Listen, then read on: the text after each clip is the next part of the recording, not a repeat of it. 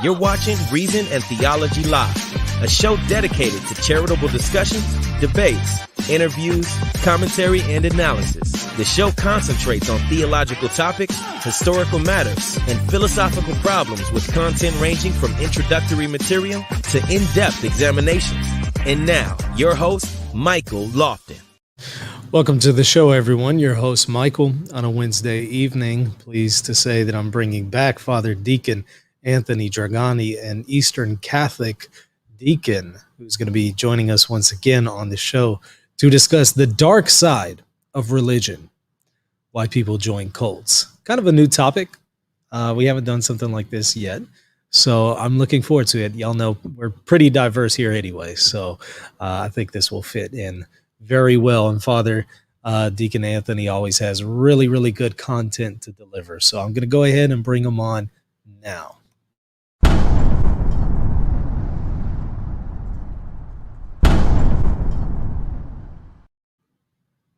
Father Deacon Anthony, how are you? Can you hear me? Fantastic. Always good to see you, Michael. Sorry, I was muted. No problem. Good to have you back on. Always a pleasure. Yeah, I'm looking forward to this one. This is, like I said in the introduction, not a topic we've really addressed yet. But as the audience knows, we address all kinds of things dealing with theology and reason. So here we are. And I'm really excited to have you back on. So what I'll do is just go ahead and ask you, what exactly is a cult? Maybe let's start there. Could you maybe define that term for us? Because I know whenever we have these topics, that's generally where people go. And that's also where a lot of people have misunderstandings. So let's maybe start there. Yeah, very good question. So oftentimes people use the word cult to describe a religion they find strange or different. But technically speaking, in the way it's used in religious studies today, it's not that. A cult is a religion that excessively controls its members. So it's not about what it believes, it's about how it treats its members. So let's say you have a religion with very strange beliefs. They believe that lizard people live in the sewers and they control people's minds. But if they give their members tremendous freedom, they're not excessively controlling, there would not be a cult. On the other hand, you can have a religion with fairly mainstream Christian type beliefs. But if the members are excessively controlled, at that point, it would be a cult. Let me give you an example. In my hometown when I was growing up, there was a church that was known for being very controlling. I knew a family who belonged to that church. I was friends with their son. So one day, their refrigerator broke. Normally, when a family has a broken refrigerator, they would go to the store and buy a new one. In this case, they had to go to the pastor of the church and ask for permission to buy a new refrigerator. And then he and the elders of the church told them what refrigerator they were allowed to buy. At that same church, the pastor and the elders would pick people to get married. They'd find a single man and a single woman and tell them that God tells them they must get married. But again, if you looked at their theology, it wasn't very different from your typical Pentecostal Christian church. So again, what defines a group as a cult is how they control their members. If they are excessively controlling, they would perhaps be a cult. Wow. Determining what refrigerator you're going to buy. You know what? Recently I had to do that because my refrigerator, the one that's in here, only the freezer only is working because that was the one that I had in the house. The actual refrigerator part stopped working. So I had to go and buy a new refrigerator and put it in there, and I just brought this one in here. So, but I didn't get permission from the church. I didn't have to email, my priest or anything like that. I can only imagine having to do so. Wow. Yeah. I kind of wonder why somebody or a group would take it that far. I'm just curious the rationale. I'm sure it's not something that they necessarily explicitly state, but I'm fascinated by that. They probably go that far because it was all about taking away the members' ability to make decisions for themselves.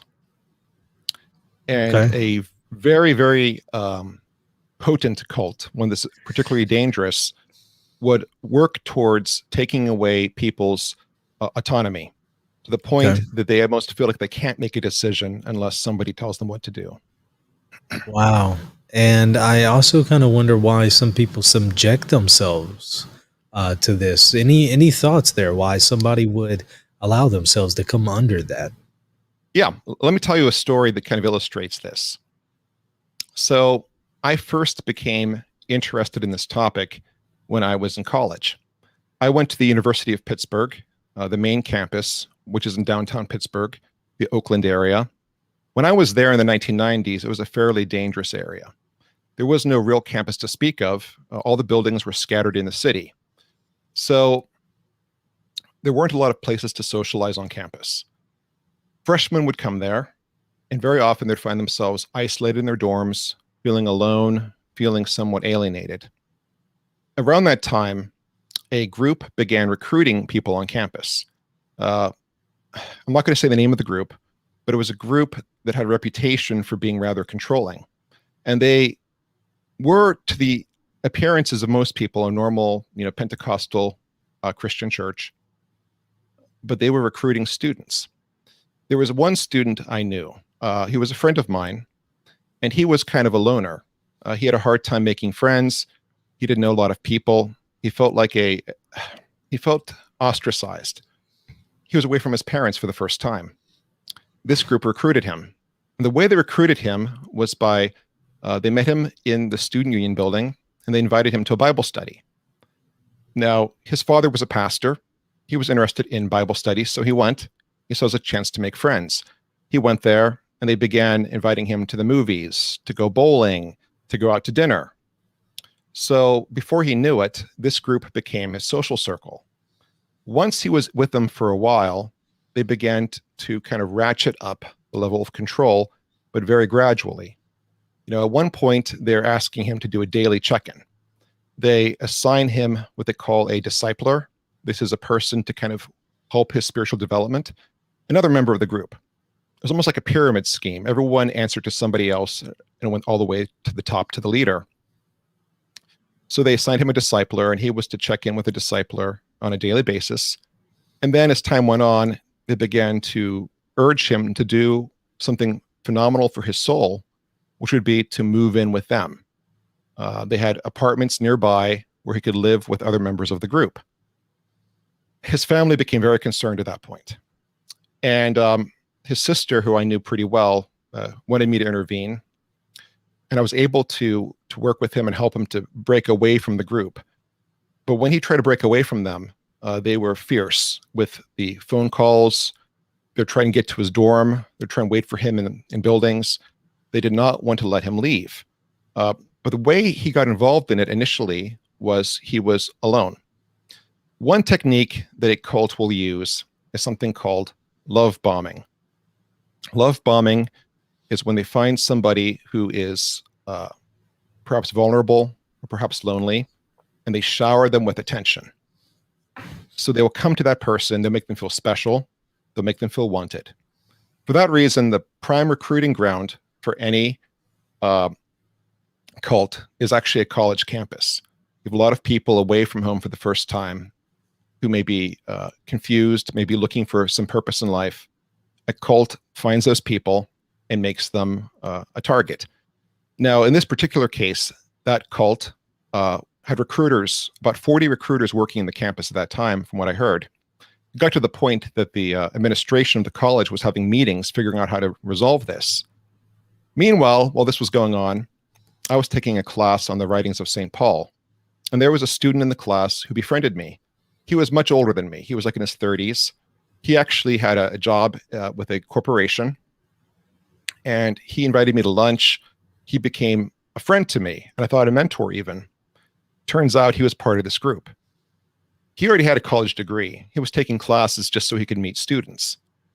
And when I found out about this, I was pretty taken aback, and he started pressuring me to try and join their group. So I backed away. Now, a few years later, I was finishing up my last year in college.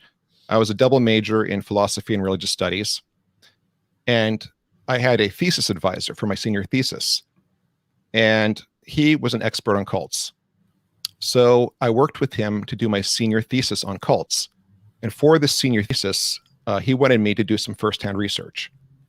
And so I contacted the members of this group that I knew, and I told them I was writing a report on groups like theirs, and I wanted to just interview them. Well, they were more than happy to talk to me, and they began inviting me to different events. I went with them to different places. I went to their Bible studies. I spent time with them. I went to lunch with them. But I was upfront that I was researching, right? But they were still trying very hard to bring me in. But that was a valuable experience because I learned the type of characteristics that these groups feature, and I learned how they operate, how they recruit people. And since then, this topic has been a special interest of mine. I teach a class on cults at least once a year at my college, and I'm always reading about it and learning more about it. And sometimes I get a little surprised.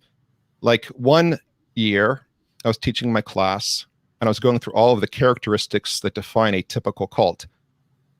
After class was over, one of my students came up to me and said that she was worried. Her mother had joined a new church, and it met every one of those characteristics. Went through them one by one. It checked off every box. At that point, I put her in touch with somebody who could possibly help her. So this is something I'm very fascinated by, but I think it's important too to understand that religion can have a dark side. Religion can be a very positive thing. It can do tremendous good. But at the same time, religion can be used as a tool for control. It can be used as a tool to harm people and to take advantage of people. And that happens quite a bit, more than most people realize.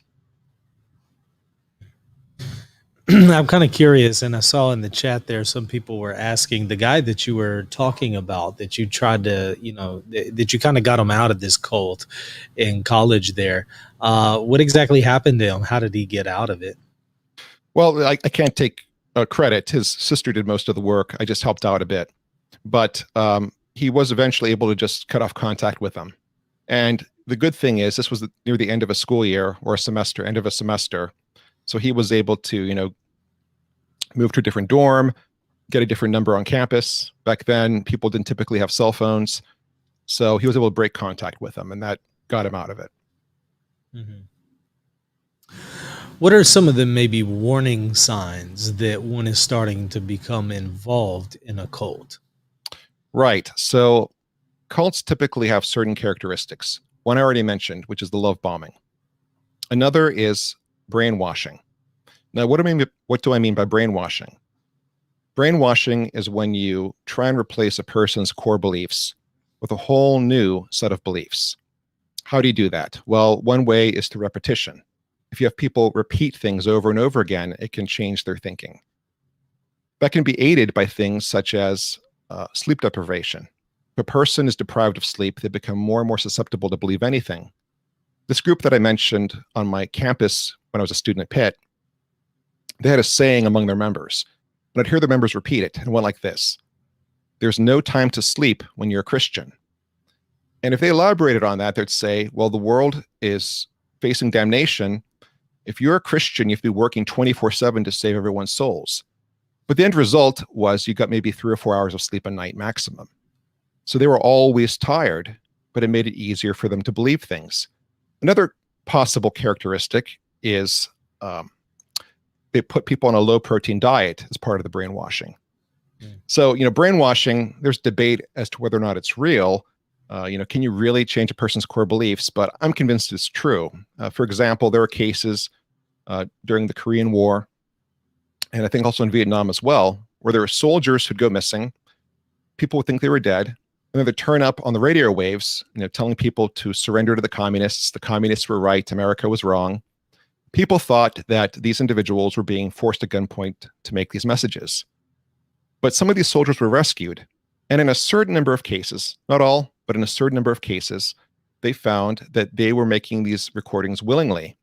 What happened was these soldiers were being kept in an isolated area, and they were being exposed to certain ideas over and over, day after day. And they were only shown one side of the story, how America was wrong, how communism was the salvation. And eventually they came to believe it. It is possible to do that. So brainwashing is a characteristic. Another is isolation. Typically, a cult will try and limit a member's contact with people who are not members. So in a cult, they will tell you to not spend time or socialize with people who are not members of the group. And that becomes an important thing for them. Ideally, they'll have you move in with them at some point so they can limit your contact with the outside world. One second. Mm-hmm. Also, these groups will usually have a charismatic leader or founder. This is somebody who started the group or who presently leads the group, who has a charismatic personality, who's good at connecting with people and getting people to believe them, to see their worldview. Very often, this person is thought to possess special knowledge that nobody else has, or have special powers of some kind. Perhaps they're a godlike being, or perhaps they're receiving communications from the other side.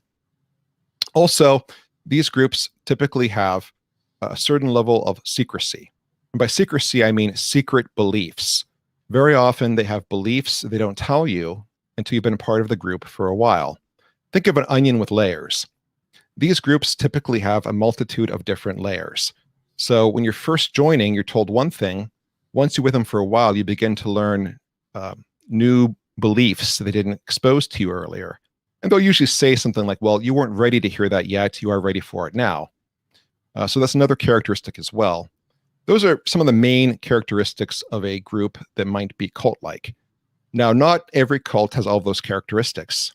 Likewise, you may have groups that have some of those characteristics but are not a cult.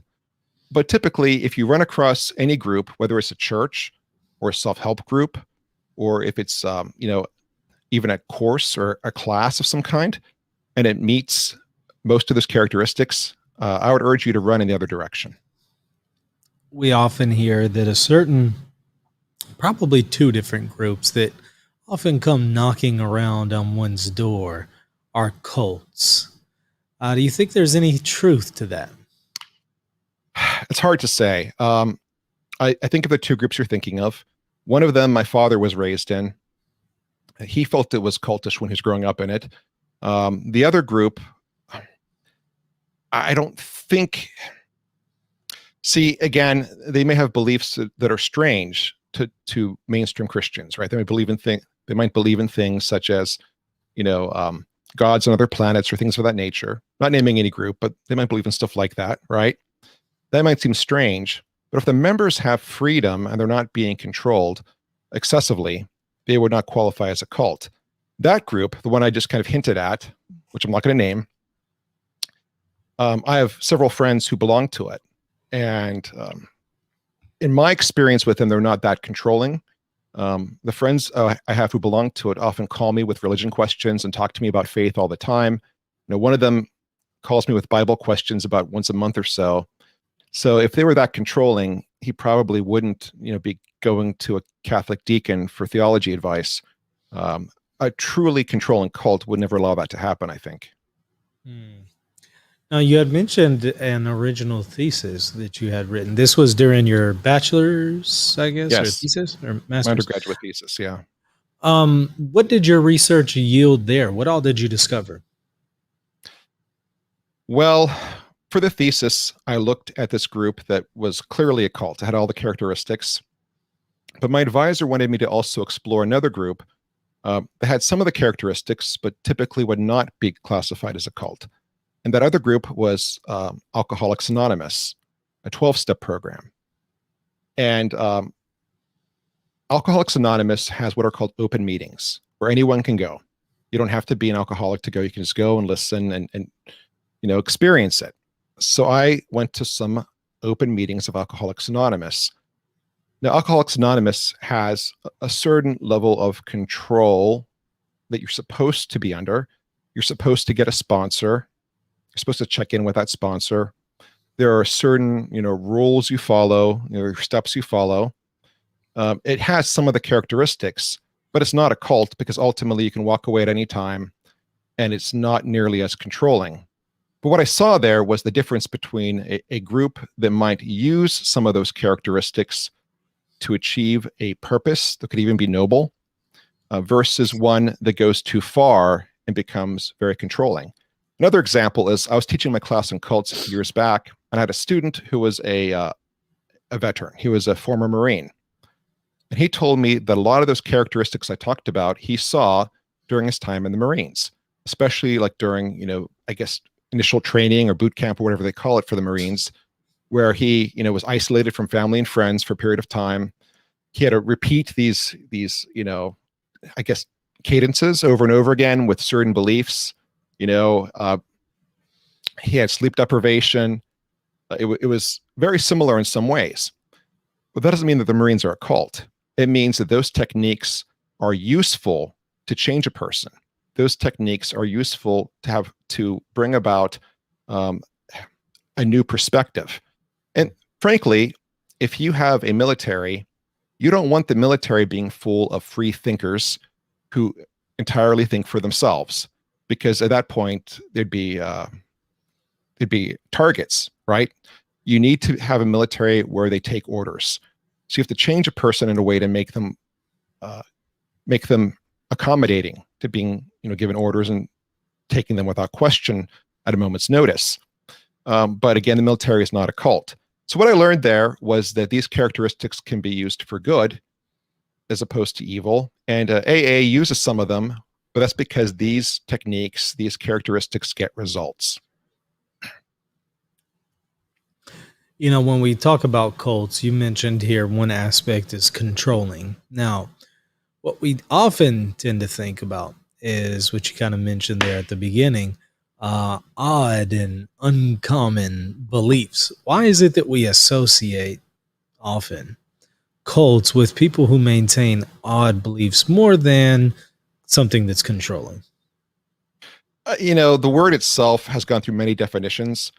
I think initially the word was used to describe any new religion. So at one point, Christianity was considered to be a cult. Any religion that's new could fall under that definition. And I think that way of using the word as something new, that's become a strong connotation. The definition of cults I gave earlier is one you find in the field of religious studies, though, and also in psychology. So that probably is the difference. But the other thing is this. Very often, a group with these cult-like characteristics does have weird beliefs. Not always, but very, very often. Some of the more famous ones we can think of are things such as Heaven's Gate. You may recall that was the group where they believed that a spaceship was going to take them all up to the next realm, and they all committed suicide because they believed that the Hale-Bopp comet was going by with a spaceship trailing behind it, and if they killed themselves, it would end up inside the spaceship. The other thing, too, that people associate with cults is leaders who oftentimes have strange beliefs that they use to justify perverse sexual practices. So another famous example would be David Koresh and the Branch Davidians. David Koresh claimed that he was a new Messiah, right? Not Jesus, but he was like a new Messiah, and he was coming to usher in the book of Revelation, usher in the apocalypse. And he found in scripture that to fulfill the prophecy, he had to have a certain number of children. And so to have that number of children, he had to take everyone's wife for himself. So you had this group full of people living in Texas in this compound, again, isolated from the world. And every married couple, the woman had to make herself his baby machine. So every woman in the group began having relations with David so he could populate the certain number of descendants he needed to fulfill the prophecy. Jim Jones, right? We have Jim Jones, the leader of the People's Temple. We all know the story. Don't drink the Kool-Aid, right? He took his people, again, he isolated them. He took them to Guyana. They established a colony called Jonestown. But he began a practice where he taught that everyone should be celibate, that the only person who should have sex is him. So every married couple had to adopt the code of celibacy unless Jim wanted to sleep with them. And he taught that by doing this, it was a blessing of sorts, right? So it was seen as an honor and a blessing in the group to be chosen to be his sexual partner. And it happened to both men and women. He didn't care if you were male or female. He liked you either way. So very often, weird theologies are developed in order to justify the perverse practices of the founder or the leader. So that's one of the reasons why we also associate them with strange beliefs. You know, you mentioned Jim Jones there. I remember a while back I listened to the audio of basically what had gone down while they're drinking the Kool-Aid and doing all that. Yeah, the It was massacre. pretty insane. I Yeah, listened to the audio and it really just sounded demonic as far as the things he was saying. yeah. Um, Especially the part with the children. He's yeah. telling the mothers not to cry for their children, to give the children the Kool-Aid. I mean, and then there's one point too where somebody stands up and says, "We can't be doing this. This is insane." And then that person's shouted down by everybody else. How dare you question Father? We must listen to Father. But yeah, it is demonic. I've heard that audio myself. It's extremely disturbing. It really is. I listened to it quite a while back, but and I don't remember much about it other than the fact that it left the impression on me that this was demonic. Um, I would say do, so. do you think that there is that aspect behind others, not just your Jim Jones? That's pretty obvious, but do you think that there's perhaps a spiritual aspect behind some of these other cults? I do. I definitely do. I, as a Catholic Christian, believe in angels and I believe in fallen angels, demons. And I believe that angels and demons are working around us all the time in ways we don't understand. So, I'll put it to you this way. I come from the Eastern Christian tradition, and one of the major works that we rely on for our spiritual practices is something called the Philokalia. It's a collection of, ancient texts, some older than others, but they were compiled on Mount Athos. And in them, they talk a lot about the spiritual battles that we face. And half the battle is in the mind. The mind is where we find ourselves dealing with temptations. The mind is where we find ourselves falling prey to what are called the passions, addictions that take control of a person and enslave us. And it's understood that very often these temptations, these thoughts that come into our mind, aren't necessarily coming from inside of us. Often they are, but not always. In many cases, these thoughts are put into your mind by outside entities, demons who are spiritually influencing what you think because they want to harm you and destroy you. So I believe very strongly that most of the evil things in the world today, most of the destructive things in the world today, are seeds planted in a person's mind by demonic entities. I think things like pornography, I suspect the demons are heavily involved in that because it enslaves so many people. Weird religious groups that are destructive, absolutely. Abortion, I think Planned Parenthood is influenced by the demonic. Again, I'm not a person who believes in looking for demons around every corner.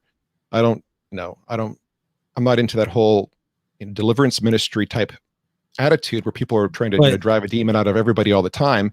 but But I do under believe every that there other are corner, people. every other corner though. Every other corner, What yes, I about think that every is other corner? possible. Okay, okay. I'm Yeah, just playing with you. The only reason why I say it is because I heard somebody say, I don't believe that there's a demon under every rock. I believe there's a demon under every other rock. I'm just yeah, picking. Look, I I share think the that's same true. worldview. There are some explanations that are not demonic. There are some Mhm. things that are just due to fallen human beings or something Yeah, else. But you're right. There are a lot of things that are a result of evil that perhaps comes from the preternatural. And a lot of people aren't aware of that. And, I think that's a whole topic of its own that we should probably explore because it's not addressed a whole lot these days. In fact, a lot of people don't even believe in angels and demons, and I think sadly. it's worth addressing, especially from an Eastern Christian perspective, because Eastern Christianity has a whole way of looking at this, a whole system of looking at it, which I'm sure you're aware of. And I think there's a lot to be said for people understanding that more. I think demonology from an Eastern Catholic perspective would be an interesting show. Mhm. I think we definitely have one for the agenda. What are some additional concerns that you have with cults? We've mentioned some. Number one, the overly controlling aspect. Number two, odd beliefs that are just entirely heterodox. They're not in conformity to the truth. Number three, we mentioned demonic activity and demonic control. Are there any other concerns that you've noted in your studies as well? Things I find troubling about them. Yeah. I mean, very often sexual perversion Mm. is oftentimes featured in At least Why do you 80% of think them. that is? Why that sin in particular? I think it's one of the most basic aspects of human nature, Okay. that drive. And I think it's easy for that to become a passion, which is an out of control desire that controls somebody. And I think when you have a cult, you have all this control, you have somebody in charge who wields the control, they wield the power. And in that case, I think it's very, very tempting to give in to those most base drives and desires. I'll be honest with you, it's fairly easy for me to live a more or less chaste life because I'm married, I have my wife, and I don't have women throwing themselves at me day and night. If I were a movie star or a rock star, everywhere I went, I had women throwing themselves at me. I think it'd be a much more difficult struggle. I hope I would remain chaste. I'd hope, I'd pray, but the reality is you don't know until you're facing the temptation yourself. So when you're in a cult and you're the leader of the cult, you have all these people who are available to you sexually. And I think that temptation becomes a whole lot stronger. You and I know that there's an epidemic of pornography right now, right? It's out of control. It's doing a lot of spiritual damage. Well, imagine if rather than loading up a porn site, you could call in 3 young, attractive female followers and have them act out the scene for you and you participate. I think a lot of people who are enslaved by addiction to pornography or other sexual addictions, if they find themselves in a position of power, complete, absolute power over other people, they're going to go right there and they're going to make that happen. This is going to sound like an odd question, but believe it or not, I think that there's something behind it. Do you think that it's possible that when it comes to some of this, that there is perhaps a stronger attachment to demonic activity the more that one gets involved in these sexual acts? And what I mean by that is, I've seen some cases where there are really, really horrible instances of sexual activity that maybe has happened to a person. Perhaps they were raped as a child or something like that.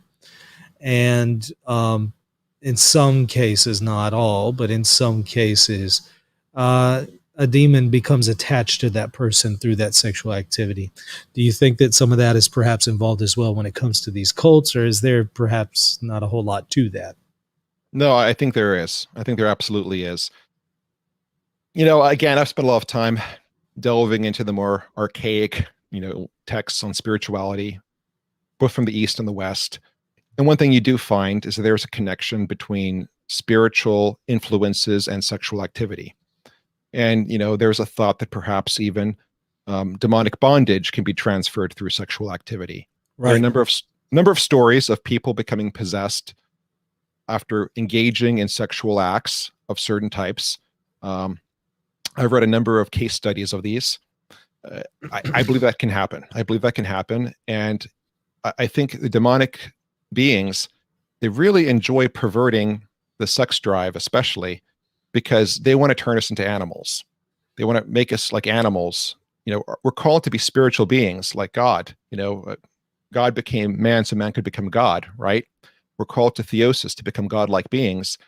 The demons, they want us to be animals. They want us to be the opposite of godlike beings. They want us to be base animals living out animalistic desires. And for them, the sex drive is a great way of making that happen. And the more they can twist and pervert our sexuality, the more power they have over a person. That's their greatest tool for enslaving us, is our sex drives in many cases. There are a lot of drug addicts. There are a lot of people who have other addictions, whether it's overeating or gambling or, gaming. But there are more sexual addicts, I believe, than anything else. But people don't talk about it because it's a taboo. But we all have that drive, and people get addicted to this lifestyle. And at that point, they're practically enslaved. If a demon has you as its slave, it's in a very powerful position over your life, and it enjoys that. It wants that. So I think oftentimes demons promote and encourage sexual perversion or sexual excess because it's a way of controlling a person and debasing their dignity to the point of being like animals. And I don't know what your view of Genesis 6 is, but it does seem like there's definitely a connection there very early on where it appears that fallen angels begin engaging in this kind of perverted sexual activity with humans to further their agenda. So I'm kind of reminded of that when it comes to Genesis 6. I don't know if you have any thoughts there. That is a possible interpretation. I'm not sure how to interpret that passage. One is that the demons somehow were engaging in sexual activity with women, but how would that even happen, right? Demons don't have corporal bodies. I don't know. Another theory I've heard is that it says the sons of God were having relations with the daughters of men, that the sons of God were perhaps the children descended through the line of Abel, perhaps, and the sons of men were the ones deriding their lineage from Cain. That's one theory, but I'm not sure how to really interpret that line. Yeah, that's Augustine's interpretation. Yeah, it's a really fascinating one. But anyways, I just bring it up because there's constantly this connection between the demonic and sexual activity, and I kind of wonder why sexual activity specifically. Because you said, well, this is something that we all have an inclination to. Yeah, but we also all have an inclination to eat food. But I don't see that as associated with evil as much as I do sexual activity. It's just curious why.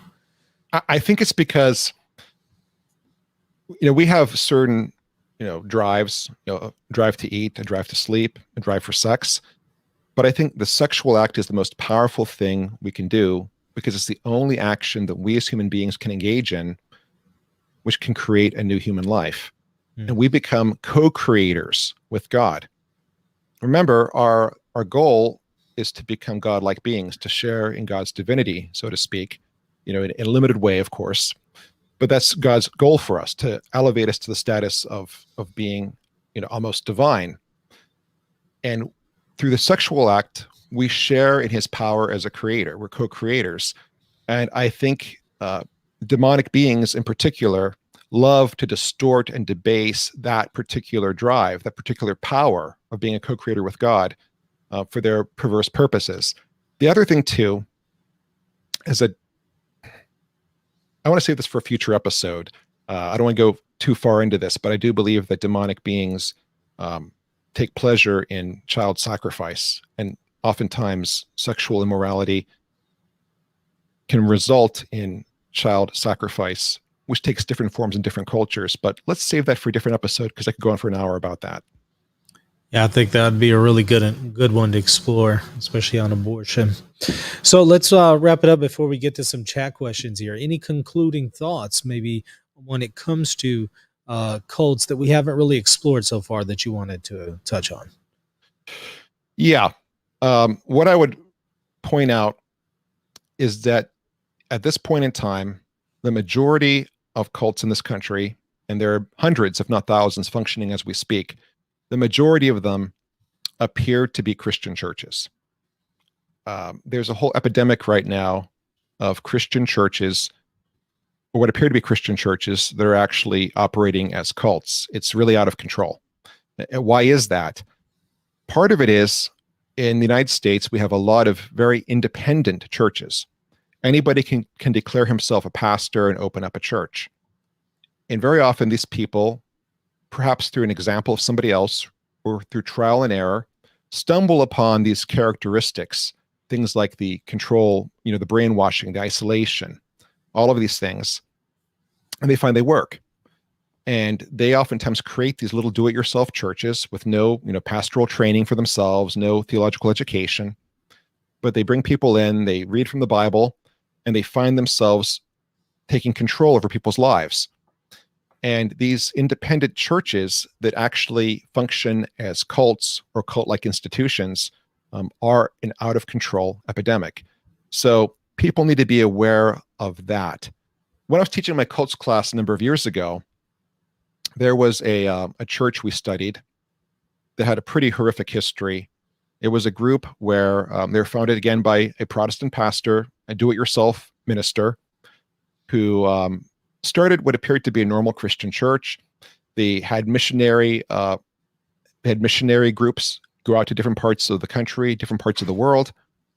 And then at a certain point, God told him to have sex with children. And he began to molest the children in the group, and he began telling his followers to have sex with their children. This group got a lot of attention. They went underground in some places. The leader kind of went underground for a while until he eventually resurfaced and then died. But the group is still around. They're still around. They claim they've reformed themselves. They claim they no longer practice these things. But yet on their website, they have great tributes to their founder, who they called Father David. Here's something that happened. A few years back, I was teaching my cults course, and I had a student taking that class. We learned about all these groups. He went home for Thanksgiving break and discovered that his aunt and cousins had joined a wonderful new church. His aunt and cousins had joined a church, in their town. He talked about how wonderful it was, how great the music was, how inspired the preaching was. It turned out it was a branch of this particular group. They didn't know it was a cult. They didn't know it had a horrific history. So very often people don't realize that a cult doesn't always appear weird. A cult doesn't always appear to be a religion. Very often you have cults who sell themselves as self-help groups, or you have cults who sell themselves as a course you can take. There was a famous one a few years back where the leader offered a course to enhance your mental capacity, enhance your thinking, and you got into it and it became more and more controlling, and you went through certain levels, and at a certain point, you could join his special group for women only, where you became a sex slave, and he would actually brand you with a brand, or would have his disciples brand you. But again, on the surface, it looked like a course to enhance your mental capacity or to bring out your full potential. So very often, these groups appear to be normal. The ones that are weird on the surface, where they, the aliens are right out there on the surface, or they're talking about, the lizard people, those are the exception for cults, not the rule. Why, you mentioned teaching a course there on cults. Why is it important to learn about these things? When I came to my college, nobody had ever taught a course like this. I really wanted to. And, part of it is, from an educational perspective, I think it's fascinating. But I also want to prepare people, because these groups are out there. There are more of them than you think. There's probably one or two in your own town. And I'm hoping that what happens is my students, they learn this stuff. And when they go into the world, when their friends, their family members find themselves being recruited to certain groups, that my former students will recognize these characteristics and warn them, and perhaps keep other people from falling prey to these types of organizations. Yeah, I can definitely see that being the case, especially if they're growing a lot. This is from Cosmic Catholic. How do we talk to friends and family who are stuck in a cult? Yeah, so this is a tough one. Once a person is in the cult, it's very hard to get them to see things objectively. Keep in mind that when they're in it deeply, they're going to be convinced that the founder has the truth. And they will be prepared. They're going to be told that angels of darkness are going to try and lead you away from the truth, or however they phrase it. But they're going to be warned that somebody's going to try and keep them away from the truth. So in these cases, it's hard to open up a dialogue with them. It's very difficult, because they're prepared for somebody to, question the truth, so to speak. Also, these groups often practice what's called disconnection, where they encourage people to cut themselves off from friends and family members who are not part of the group. So even talking to them in the first place might be a challenge in some cases. What I would recommend is, if you do get a chance to dialogue with them, ask questions and listen. But I wouldn't pontificate, so to speak. I wouldn't, tell them this is wrong, you're in a cult. I would ask questions, I would listen, and then I'd point out some things you find a little concerning. Maybe give them an article to read about what a cult is. If you look up the name Rick Ross, for example, he's a fellow who's done a lot of research into cults. Rick Ross. Look up his website on the internet, and he has great materials there. Maybe show them, without showing them, a website about cults. Maybe ask them questions that deal with the stuff you see on that website, and see, does this group come close to that? But again, it's very hard because anytime you bring up the C word, cult, they're going to just close off to you. It's challenging. It's very challenging. You remind me of a couple things that I've seen. I had an experience with several charismatics where they have the impression that if you basically try to tell them, well, you might be in error, they already have it ingrained into them that Satan is going to try to tempt you to go away, and he's going to try to convince you to go elsewhere. So they end up being closed to anything that you have to say. Not all charismatics, I'm just saying some. And I even saw this very well known, at least online, charismatic figure of the Eastern Orthodox persuasion online, has a very strong online presence. I remember him talking to his group privately. It's been sent some screenshots of it, telling them, we're making a lot of impact right now, and people are going to come and they're going to try to lead you away, and they're going to try to take you away, and we have to be prepared. They're going to come to get you, and we need to get ready. And it just reminded me of that kind of cult-like mentality. So what you say there definitely rings true, and some observations that I've had about certain groups as well. This one also is from Cosmic Catholic. What do we say to people who say that Catholicism is a cult, especially because a big part of Catholicism involves submitting things like intellect and will to church teaching? Fantastic question. So years ago, I had a student who challenged me, and he claimed that Catholicism was a cult. And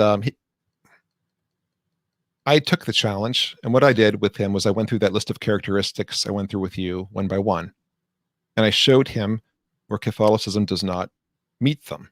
Now, again, a cult is about control. Every religion has certain levels of control. I mean, that's just part of a religion, is it gives guidance for a person's life. There is a level of control there. The question is it excessive?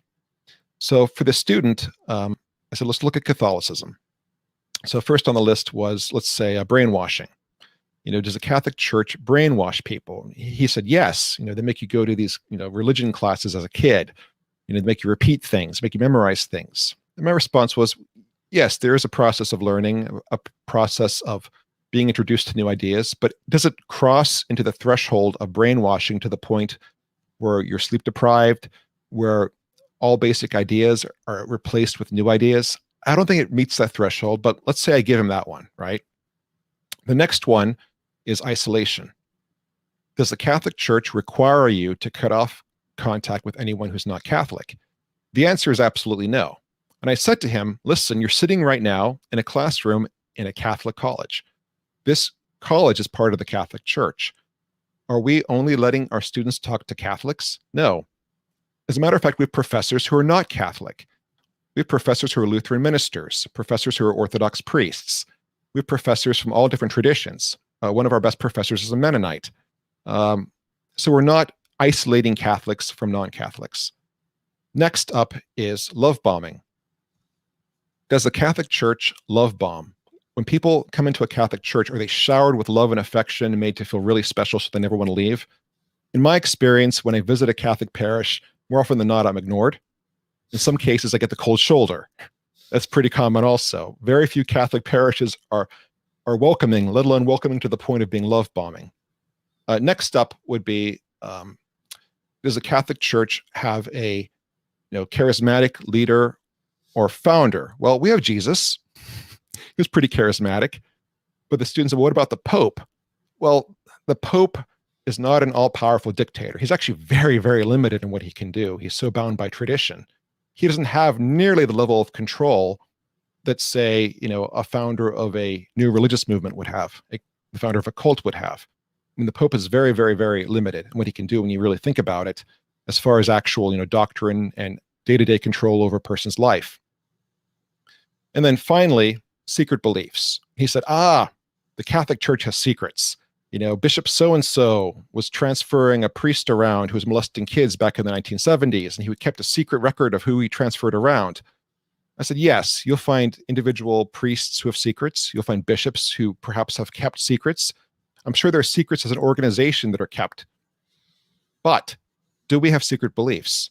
when you're a Catholic for a period of time, after so many years, does the priest take you into a room and show you the secret beliefs that you weren't prepared for until that time? No. If you want to know what we believe as a Catholic, go online, search the Catechism of the Catholic Church. Everything we believe is right there. We have no secret beliefs. But in the ancient days, there was the discipline of the Arcane. I forget, or the discipline of, I forget what it was called. There was a rule and a discipline where only those who were really initiated would be fully made aware of the sacred mysteries and the fullness of the Catholic faith. What would you say to somebody who says, well, see, Catholics were a cult, at least at one point? That was necessitated by circumstances for survival. That was during the period in which the church was being intensely persecuted by the Roman Empire. So precautions had to be taken in order to keep the mysteries from being confiscated, destroyed. That was secrecy under duress, under the situation of persecution. I think that's different than secrecy in an open society. Yeah, I think so too. And by the way, everything I just said about Catholicism, showing that it does not meet the criteria of a cult, that really can apply to any mainstream religion. All of that could apply to, Buddhism or Judaism, Lutheranism. It could apply to any mainstream religion, what I went through there. The key thing is how much control is there. Yeah. Father Deacon, I want to thank you for coming on and doing this. I hope that we can in the future do one, as we talked about here on the show, the Eastern Catholic understanding of demonology. I think that would be a really, really interesting show to do. I would love that. That'd be a blast. Looking forward to more. Thank you for so much for coming on. Always a pleasure. Thank you. Always a joy. Everybody, thank y'all for watching. Thank you for your comments and questions. And as I always say, don't forget to like and subscribe. Also check us out, patreon.com/Reason and Theology. You'll get access to extra content and you'll also support us. All right. We'll see you soon. God bless.